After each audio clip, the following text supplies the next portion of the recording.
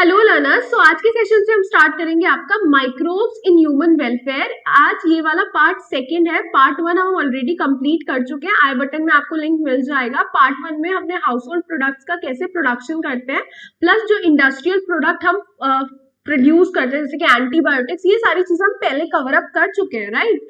आज के सेशन में हमें कवर अप करना है बायोगैस। बायोगैस का प्रोडक्शन कैसे होता है, प्लस यहाँ पे हमें देखना है सीवेज ट्रीटमेंट प्लांट कैसे वर्क करता है।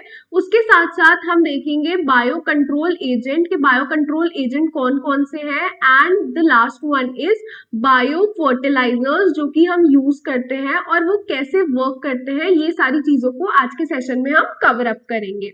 अब देखो यहाँ पे ये वाला चैप्टर नंबर 10 है आपकी NCERT class 12th text book का। अच्छा चैप्टर है और बहुत इजीली आप यहाँ से स्कोर कर सकते हो इस चैप्टर से। तो स्टार्ट करते हैं आज माइक्रोब्स इन ह्यूमन वेलफेयर मेरे साथ। I am Nabiya Shamsi, your educator for this session. Let's quickly start with microbes in human welfare. Microbes को हम कैसे यूज करते हैं सीवेज ट्रीटमेंट में। अब देखो सबसे पहले वर्ड आता है कि मैम सीवेज क्या है। सीवेज एक ऐसा वेस्ट वाटर है जो कि हम कलेक्ट करते हैं और इसके अंदर लार्ज अमाउंट में ह्यूमन एक्सक्रीटा प्रेजेंट रहता है। तो यहाँ पे क्योंकि ह्यूमन एक्सक्रीटा प्रेजेंट है, इसके अंदर होता है large amount of organic matter. Okay, so organic matter तो प्रेजेंट रहता ही रहता है सीवेज में, प्लस साथ ही साथ ऐसे कुछ माइक्रो ऑर्गेनिज्म प्रेजेंट रहते हैं जो कि पैथोजेनिक होते हैं, यानी कि डिजीज कॉज करेंगे, और इसलिए ये बहुत सारी डिजीज कॉज करते हैं, ह्यूमंस को भी, एनिमल्स को भी, प्लांट्स को भी। ओके, सो ऑर्गेनिक मैटर ऐसा प्रेजेंट है, बहुत सारे पैथोजेनिक माइक्रोब्स इसमें प्रेजेंट रहते हैं कि ये हमें डिजीज कॉज कर सकते हैं। तो हम क्या करते हैं, इन्हें डायरेक्ट आपका वाटर बॉडीज में, हमारी जो नेचुरल वाटर बॉडीज होती है उनमें छोड़ने से पहले हम इसे बहुत अच्छी तरीके से ट्रीट करते हैं, और इसके अंदर जो लार्ज अमाउंट में, बहुत सारे अमाउंट में ऑर्गेनिक मैटर प्रेजेंट है, उसका जो नंबर है उसे बहुत कम करते हैं, तब जाके इन्हें नेचुरल वाटर बॉडीज में छोड़ते हैं। हम इन्हें डायरेक्ट भी छोड़ सकते हैं, लेकिन हम इनका ऑर्गेनिक मैटर इसलिए कम करते हैं ताकि हमारी जो नेचुरल वाटर बॉडीज हैं उन्हें कोई भी हार्म ना हो। अगर हमारी नेचुरल वाटर बॉडीज को हमारी हार्म हुआ तो हमारा जो इकोसिस्टम है ना, उस पर काफी ज्यादा इफेक्ट आएगा और ये हमारी लाइफ को बहुत हार्मफुल बना देगा। अब इसके लिए हम बहुत सारे प्लांट्स यूज करते हैं जिसे हम बोलते हैं सीवेज ट्रीटमेंट प्लांट।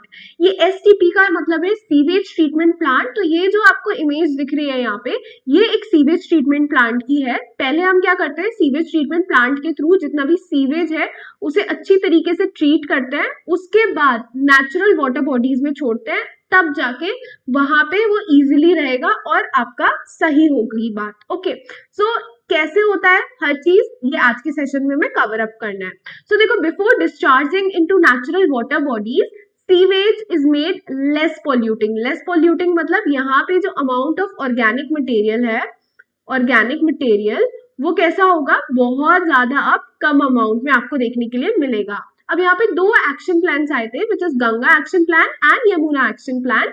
इन दोनों के अकॉर्डिंग, ये दोनों आए थे, लॉन्च करे थे ministry of environment and forest ने। इनके अकॉर्डिंग जितना भी आपका जो सीवेज हम इंट्रोड्यूस करते हैं, डिस्चार्ज करते हैं आपकी नेचुरल बॉडी वाटर बॉडीज में, उसे बिफोर डिस्चार्जिंग ना हमें एसटीपीज को बहुत अच्छी तरीके से यूज करना है। सीवेज ट्रीटमेंट प्लांट्स को, बहुत बड़े बड़े सीवेज ट्रीटमेंट प्लांट्स बनने चाहिए, लाइक तब जाके आपका जो डिस्चार्ज होना चाहिए रिवर में वो होना चाहिए, जिसके थ्रू हमारा जो पोल्यूशन है वो कम हम कर सके। ओके, सो वाटर पोल्यूशन जो है वो कम हम कर सके, इसके लिए एसटीपीज का हमें यूज करना चाहिए और लार्ज नंबर ऑफ एसटीपीज का प्रोडक्शन होना चाहिए, ताकि हम बहुत अच्छी तरीके से सीवेज को ट्रीट कर सके और फिर ही नेचुरल जो आपकी वाटर बॉडीज है उनमें डिस्चार्ज हो।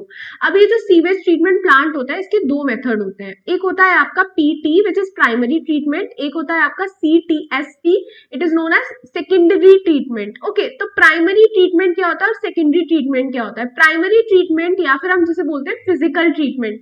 अब देखो फिजिकल वाली बात आ रही है, यानी कि यहाँ पे जितनी भी चीजें हम रिमूव करेंगे वो फिजिकली करेंगे। फिजिकली मतलब हाथ से हट जाती है आराम से। ओके, फिजिकली यहाँ पे चीजें देखने के लिए मिलेंगी। ये जो एसटी है इसे हम बोलते हैं बायोलॉजिकल ट्रीटमेंट, यानी कि यहाँ पे बायो का हम यूज करेंगे तब जाके ट्रीटमेंट पॉसिबल है। तो स्टार्ट करते हैं नंबर 1 से, विच इज फिजिकल ट्रीटमेंट और द आपका प्राइमरी ट्रीटमेंट। इस वाले डायग्राम में देखो, ये जो डायग्राम है ना, मोस्ट इंपॉर्टेंट है और आपको ये डायग्राम कहीं पे भी नहीं मिलने वाला। तो इसे स्टार बना लो, हैशटैग बना लो, कुछ भी बना लो, पर इसे याद कर लो बहुत अच्छी तरीके से। समझ के याद करोगे तो बहुत अच्छा मजा आएगा। तो समझना स्टार्ट करते हैं। ओके, सो देखो यहाँ पे हम क्या करेंगे, सबसे पहले कलेक्ट करेंगे आपका सारा ही सीवेज। ओके, सीवेज मटेरियल हमने कलेक्ट करा, अब ये जाएगा आपका फिजिकल ट्रीटमेंट में, या फिर आप क्या बोल सकते हो, प्राइमरी ट्रीटमेंट। प्राइमरी ट्रीटमेंट के दो पार्ट्स है। नंबर वन है आपका फिल्ट्रेशन, ओके, और दूसरा वाला पार्ट है आपका सेडिमेंटेशन। Sedimentation, okay. फर्स्ट हमने कलेक्ट किया, ये आया फिल्ट्रेशन में। फिल्ट्रेशन मेथड में हम मैश यूज करते हैं, मैश स्क्रीन, जिसके थ्रू यहाँ पे जितना भी आपकी डेब्रीज है, छोटे छोटे आप ये बोल सकते हो स्टोन्स, जितने भी आराम से जो हट जाएंगे वो इस मैश स्क्रीन के थ्रू आराम से हट जाते हैं। छलनी जैसा है, जैसे हम कोई चीज छानते हैं, बिल्कुल सेम तरीके से वो ये वर्क करता है मैश स्क्रीन। तो यहाँ पे जितना भी आपकी बड़ी बड़ी चीजें, फ्लोटिंग डेब्रीज, वो आराम से हट जाएंगी इस फिल्ट्रेशन मेथड से। और फिर जो आगे वाला मटेरियल है जो नीचे मिलेगा हमें, वो हम आगे पास कर देंगे इस टैंक में, जिसका नाम है प्राइमरी सीवेज टैंक।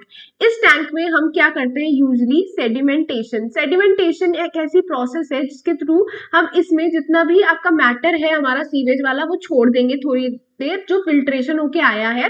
उसके बाद थोड़े टाइम बाद ना हम इसे चेक करेंगे तो हमें ना दो लेयर्स देखने के लिए मिलेगी। एक ऊपर वाली लेयर है उसमें आपको देखने के लिए मिलेगा इफ्लुएंट, और जो नीचे वाली है उसमें आपको देखने के लिए मिलेगा प्राइमरी स्लज और ग्रिट। ये ग्रिट क्या होते हैं, छोटे छोटे पेबल्स हो गए, आपके स्टोन्स हो गए, सैंड हो गई, सॉइल हो गई, ये सारी चीजें ग्रिट में आती है। प्राइमरी स्लज और ग्रिट आपको नीचे देखने के लिए मिलेगा, एकदम बॉटम पे, बॉटम वाले पार्ट में, ओके। और जो ऊपर वाले पार्ट में जो आपको देखने के लिए मिलेगा वो इफ्लुएंट देखने के लिए मिलेगा। इसी के थ्रू ये दोनों मिला के कंप्लीट करते हैं आपका प्राइमरी ट्रीटमेंट, या फिर आप बोल सकते हो फिजिकल ट्रीटमेंट। फिजिकल ट्रीटमेंट याद कर लोगे अच्छी तरीके से, फिजिकली सब कुछ हो रहा है। पहले फिल्ट्रेशन करा, फिर प्राइमरी सीवेज टैंक में आया, तो हमने सेडिमेंटेशन करा। आई होप इतनी चीज बहुत अच्छी तरीके से समझ में आ गई होगी। तो हम आगे मूव करेंगे आपका बायोलॉजिकल ट्रीटमेंट में। उससे पहले इसे अच्छी तरीके से पढ़ेंगे कि एग्जैक्टली क्या होता है आपका फिजिकल ट्रीटमेंट। तो फिजिकल ट्रीटमेंट में हमने क्या करा, फिजिकल रिमूवल करा आपका लार्ज और स्मॉल आपके पार्टिकल्स का जो कि सीवेज में प्रेजेंट थे। हमने फ्लोटिंग डेब्रीज को रिमूव करा विद सीक्वेंशियल फिल्ट्रेशन। एक बार फिल्ट्रेशन नहीं करते, बहुत बार लगातार फिल्ट्रेशन करते हैं, किसको यूज करके, वायर मैश स्क्रीन को। इसके बाद हमने जो दूसरा मेथड था हमारा सेडिमेंटेशन प्राइमरी सीवेज टैंक में, जो हमें देखने के लिए मिला, जो प्राइमरी स्लज हमने रिमूव करा अच्छी तरीके से प्राइमरी सीवेज टैंक में, बहुत अच्छी तरीके से हमने देखा, ओके। और ऊपर वाला पार्ट क्या था आपका इफ्लुएंट, ओके। अब यहाँ पे ये जो इफ्लुएंट है यही आगे बढ़ के जाएगा आपका नेक्स्ट ट्रीटमेंट में, विच इज सेकेंडरी ट्रीटमेंट, या फिर आप जिसे क्या बोल सकते हो, बायोलॉजिकल ट्रीटमेंट। अब यहाँ पे क्या होगा, आएगा आपका इरेशन टैंक। अब इरेशन टैंक नंबर वन, दूसरा है आपका सेटलिंग टैंक, और तीसरा है आपका एनारोबिक स्लज डाइजेस्टर। ये तीनों पार्ट ना आपके किसके हैं, फर्स्ट, सेकंड और थर्ड, ये तीनों पार्ट आपके बायोलॉजिकल ट्रीटमेंट के हैं, ओके। या फिर हम इसे क्या बोल सकते हैं, सेकेंडरी ट्रीटमेंट, ओके। तो अभी हम क्या करेंगे, यहाँ पे जो आपका जितना भी इफ्लुएंट है उसे लेंगे और इफ्लुएंट को हम ट्रांसफर कर देंगे इरेशन टैंक में। अब यहाँ पे क्या होता है, इरेशन टैंक में जो मेन रोल है वो बीओडी का है। बीओडी क्या है आपका, बायोकेमिकल ऑक्सीजन डिमांड। यहाँ पे प्रेजेंट बैक्टीरियाज क्या करेंगे, अपना वर्क करेंगे, माइक्रो ऑर्गेनिज्म अपना वर्क करेंगे, जितना भी ऑर्गेनिक मैटर प्रेजेंट है यहाँ पे उन सबको खत्म करना चाहेंगे by using biochemical oxygen demand. तो उन्हें ज्यादा से ज्यादा क्या चाहिए होगा, ऑक्सीजन की रिक्वायरमेंट होगी, ताकि अच्छी तरीके से जितना भी आपका ऑर्गेनिक मैटर प्रेजेंट है वो उसे डिग्रेड कर सके। तो इसके लिए हम यहाँ पे लार्ज इरेशन टैंक्स यूज करते हैं। लाइक यहाँ पे आपको बहुत ज्यादा एजिटेशन देना पड़ता है। एजिटेशन मतलब जैसे आपने देखा होगा जो ग्राइंडर होता है, हैंड ग्राइंडर, वो जैसे मैकेनिकली मूव करता है ना, सेम एज आपका ये एजिटेशन वर्क करता है, बिल्कुल घूमने वाला। यानी कि एक ये आपका टैंक है, ओके, और इसके बॉटम पे जो एक्सिस वाला पार्ट होता है वो अपनी जगह पे घूमती रहती है, घुमाता रहता है वो पूरे टैंक को। कुछ इस तरीके का स्ट्रक्चर आपको देखने के लिए मिलता है, जिसकी वजह से जो भी ऑर्गेनिक मैटर प्रेजेंट होता है, जो माइक्रो ऑर्गेनिज्म है, वो उसे डिग्रेड कर देते हैं, रिड्यूस कर देते हैं अच्छी तरीके से। लेकिन इसके लिए वो क्या लेते हैं, ऑक्सीजन लेते हैं। तो ऑक्सीजन कैसे मिलेगी, हम इसे रोटेट करेंगे ना तो ऑक्सीजन इसमें प्रोड्यूस होगी, ऑक्सीजन इसमें आएगी और वही ऑक्सीजन आपका ये माइक्रो ऑर्गेनिज्म लेंगे। अब यहाँ पे बीओडी क्या होता है, which is biochemical oxygen demand. तो इसकी जो फुल फॉर्म है वो तो याद कर ही लेना, साथ में इसकी definition. BOD refer to the amount of oxygen consume if all the organic matter in 1 liter of water is oxidized by bacteria. So bacteria के थ्रू 1 लीटर वाटर में जितने भी आपका जो ऑक्सीजन की रिक्वायरमेंट हो रही है सारा ही ऑर्गेनिक मैटर को खत्म करने के लिए, उसे हम बोलते हैं आपका बायोकेमिकल ऑक्सीजन डिमांड।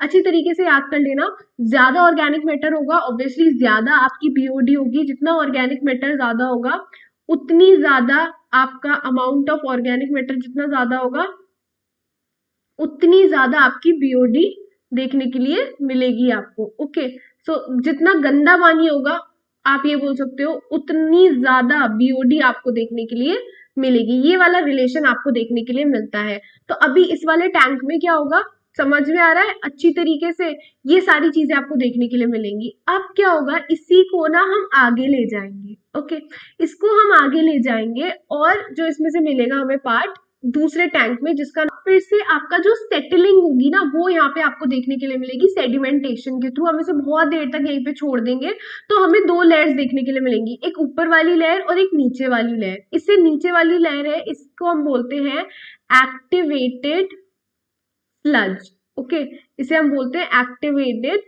स्लज। ये जो एक्टिवेटेड स्लज है ये तो हम आगे डाइजेस्टर में डाल देंगे। प्लस यहाँ पे इरेशन टैंक के बाद ना, इरेशन टैंक में से जब हम निकाल रहे होते हैं इसका पार्ट और दूसरे सेटलिंग टैंक में डाल रहे होते हैं तो थोड़ा सा पार्ट ना हम इरेशन टैंक में भी डालते हैं एज एन इनोक्यूलम।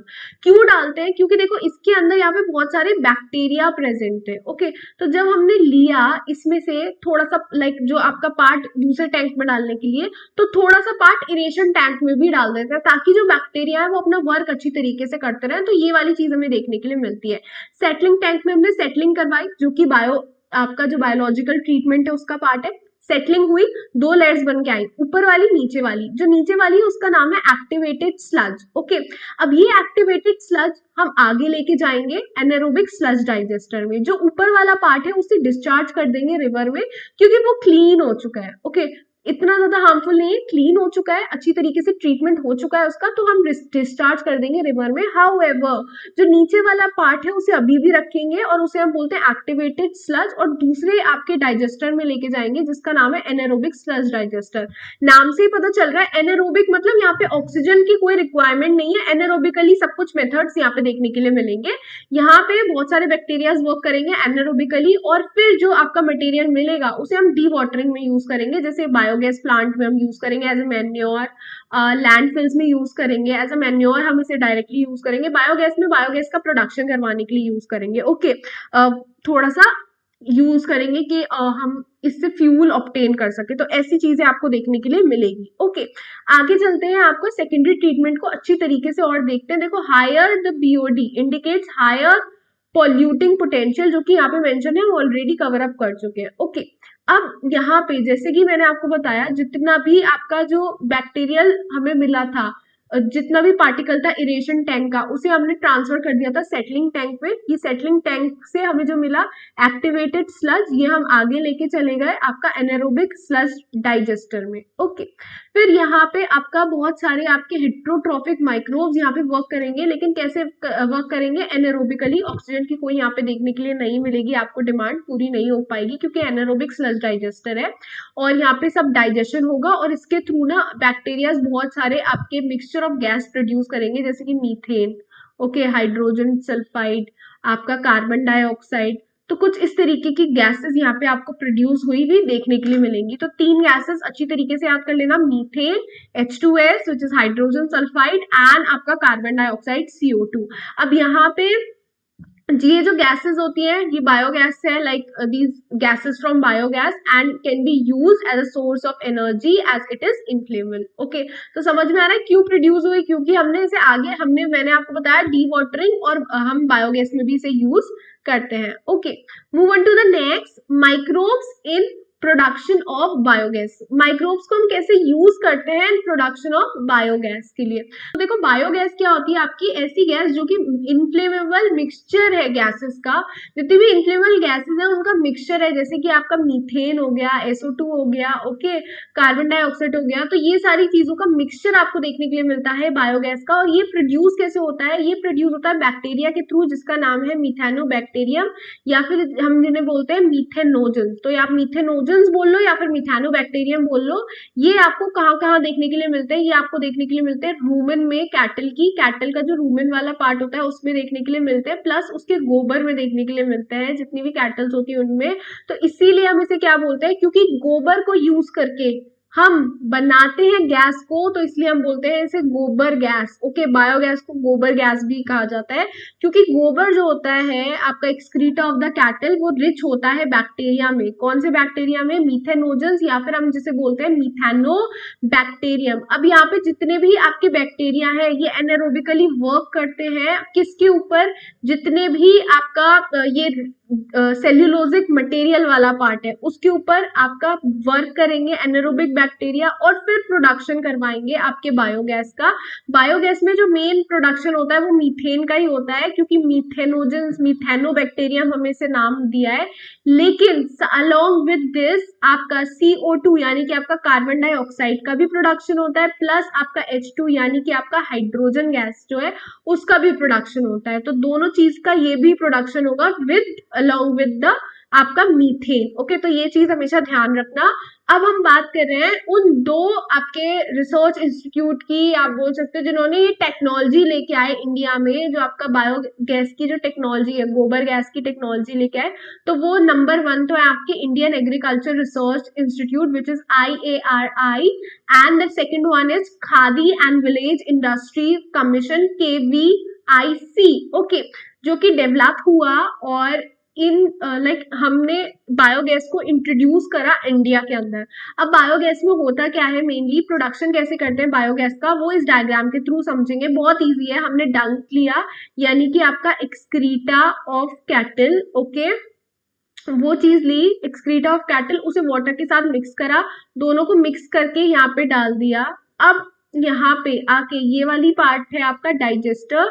डाइजेस्टर में जाके जो आपके मिथेनो बैक्टीरियम है उन्होंने वर्क करा, मिथेनोजेंस आप बोल सकते हो, मिथेनोबैक्टीरियम में वो यहाँ पे वर्क करेंगे और फिर प्रोड्यूस करेंगे आपका मिक्सचर ऑफ इनफ्लेमेबल गैसेस। और ये जो गैसेस प्रोड्यूस होंगी वो यहाँ पे आपका जो आउटलेट है उसके थ्रू कलेक्ट कर लेंगे हम, और फिर इसे आपके जो हाउसेस है उसमें हम दे देंगे। ओके, सो ये एज अ फ्यूल यूज होती है, ओके।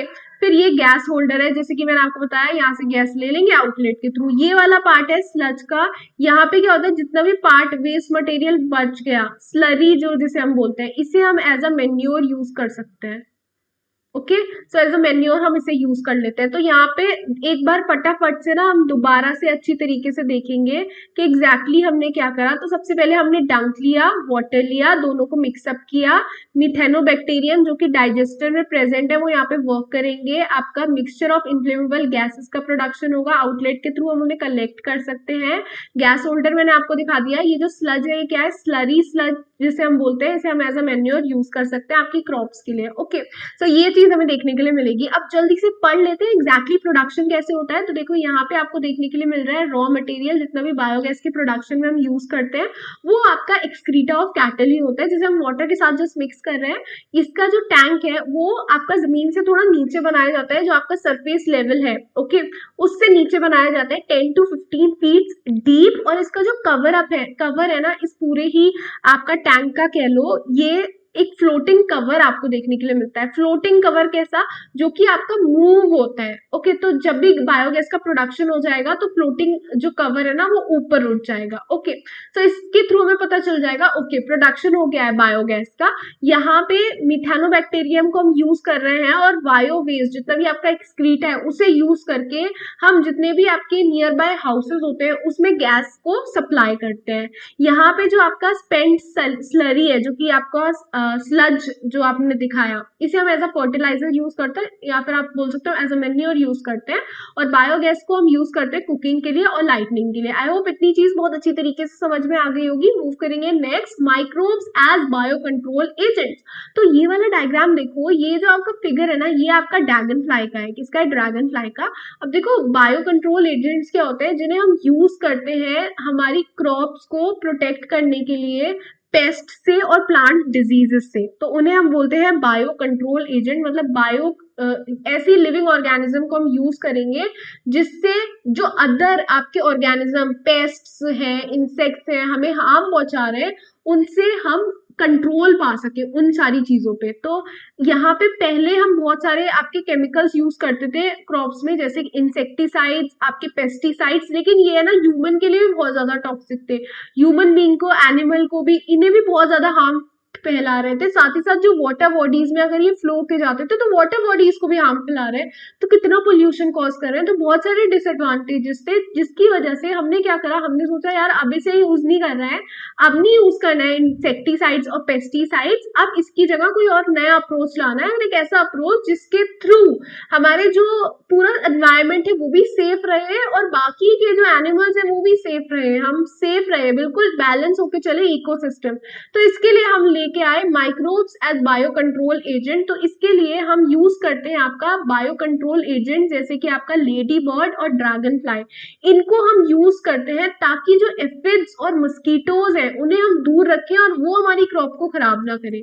दूसरी चीज होती है आपकी बैसिलस thuringiensis। ये आपका एक बैक्टीरियम है। ओके, सो ये आपका बैक्टीरिया है जिसे हम यूज करते हैं बटरफ्लाई कैटरपिलर्स, ये बहुत खराब कर देते थे। तो इन्हें हम यूज करेंगे बटरफ्लाई और कैटरपिलर्स को ब्रासिका और फ्रूट ट्रीज पे, ताकि ये खराब ना करे उन्हें। ओके, फिर आपका third one is trichoderma. Trichoderma एक फ्री लिविंग फंगस है जो कि आपका रूट में देखने के लिए मिलता है और ये आपका सम प्लांट पैथोजन जो होते हैं उनसे गेट राइड ऑफ करने के लिए हेल्प करता है। मतलब प्लांट पैथोजन जो होते हैं उनको भगाने के लिए हेल्प करता है ताकि उनसे कोई हार्म ना हो। फिर होता है आपका बैक्यूलो वायरस। बैक्यूलो वायरस हेल्प करता है कुछ इंसेक्ट्स और कुछ अदर आर्थ्रोपोडा से हटाने के लिए। ओके, तो हर एक चीज का एक बहुत अच्छी तरीके से याद कर लेना। देखो लेडी बर्ड और ड्रैगन फ्लाई वो किसके लिए हो गए? Aphids and mosquitoes. BT which is bacillus thuringiensis, ये आपका बटरफ्लाई कैटरपिलर से आपका, और फिर ट्राइकोडर्मा आपका कुछ प्लांट पैथोजन से गेट राइट करने के लिए, और आपका बैक्यूलो वायरस कुछ इंसेक्ट्स और अदर आर्थ्रोपोडा से। ओके, सो ये जो बीटी है जिसका फुल फॉर्म है बैसिलस thuringiensis, ये आपका छोटे छोटे सैशेज में मिलता है। तो हम क्या करते हैं, सैशेज को लेते हैं, वाटर के साथ मिक्स करते हैं और प्लांट पे छिड़क देते हैं, स्प्रे कर देते हैं। तो क्या होता है, जैसे ही कोई आपका इंसेक्ट लार्वा यानी कि आपका बटरफ्लाई की कैटरपिलर वाली स्टेज, जिसे हम लार्वा स्टेज भी बोलते हैं, वो इसे खाती है, उसके गट में ये टॉक्सिन जाता है और ये टॉक्सिन एक्टिव हो जाता है। कैसे हो जाता है? एक्टिव। पहले इनएक्टिव था, इनएक्टिव से एक्टिव हो गया उसकी गट में जाके और उसकी डेथ कॉज करवा देगा। उसके गट में बहुत छोटे छोटे पोर्स कॉज करवाएगा जिससे उसकी डेथ हो जाएगी। तो हमने देखा कि ये जो बीटी हमारा जो कॉटन है वो बहुत खराब कर रही है आपकी बटरफ्लाई कैटरपिलर। तो हमने क्या करा, उस पर बीटी डाल दिया, जीन्स हमने इंट्रोड्यूस कर दिए with the help of biotechnology कि वो खुद ब खुद आपका जो कॉटन का प्लांट है वो खुद ब खुद आपका बीटी प्रोड्यूस करे, ऐसे टॉक्सिन प्रोड्यूस करे कि इंसेक्ट कैटरपिलर खाए, बटरफ्लाई की कैटरपिलर खाए तो वो मर जाए। तो ये चीज हमें देखने के लिए मिली। ओके, तो ये हमने बायोटेक्नोलॉजी के थ्रू करा। इसे हम बायोटेक्नोलॉजी में और अच्छी तरीके से पढ़ते हैं कैसे किया, क्या करा। ओके, सो ये वाली चीज हमें यहाँ पे देखने के लिए मिलेगी। अब हम बात कर रहे हैं आगे बैक्यूलो वायरस की। तो बैक्यूलो वायरस लाइक जितने भी आपके मेजर बैक्यूलो वायरस है वो बिलोंग करते हैं जीनस न्यूक्लियोपॉलीहेड्रोवायरस से। ये आपका 2012 और आपका 2016 इन दोनों में आया हुआ क्वेश्चन है, 1 मार्क के लिए क्वेश्चन आया था, दोनों में ही पूछा गया है। ओके, 3 मार्क्स का जो क्वेश्चन आता है उसमें आपका देखा गया था फर्स्ट पार्ट में। ओके, मतलब एक पार्ट में कुछ ऐसा पूछा गया 1 मार्क के लिए कि बैक्यूलोवायरस किस जीनस से है। ओके, तो न्यूक्लियो पॉलीहेड्रोवायरस। अब बच्चों इसकी स्पेलिंग बहुत अच्छी तरीके से याद कर लेना, थोड़ी सी टफ है बट एक बार ट्राई करोगे देखो, न्यूक्लियो पॉलीहेड्रोवायरस तो अच्छी तरीके से याद हो जाएगी। नाम मत भूलना, नाम बहुत इंपॉर्टेंट है।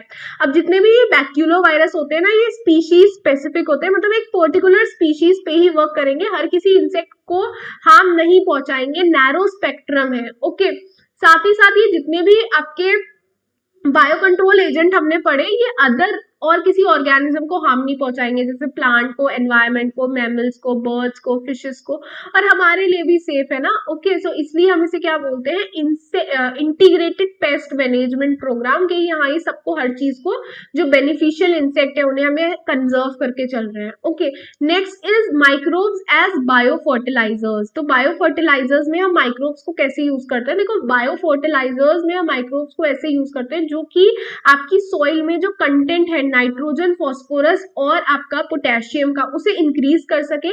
तो देखो, अगर सॉइल में हमें देखना है कि सॉइल की फर्टिलिटी अच्छी है या नहीं, तो हम इन तीनों ही चीजों को चेक करते हैं। ये आपकी केमिस्ट्री की बुक में भी लिखा हुआ है। ओके, केमिस्ट्री की बुक में भी ये वाली लाइन लिखी हुई है, विच इज NPK, केमिस्ट्री के NCERT में, which is nitrogen, phosphorus and potassium. इन तीनों का जो कंटेंट है अगर वो ज्यादा होगा तो क्या होगा, वो अच्छा, लाइक वो सॉइल बहुत अच्छी है। ओके, तो इन्हीं को हमें इंक्रीज करना है ताकि फर्टिलिटी और बढ़ सके। ओके, तो फर्टिलाइजर की तरीके से वो यूज होंगे।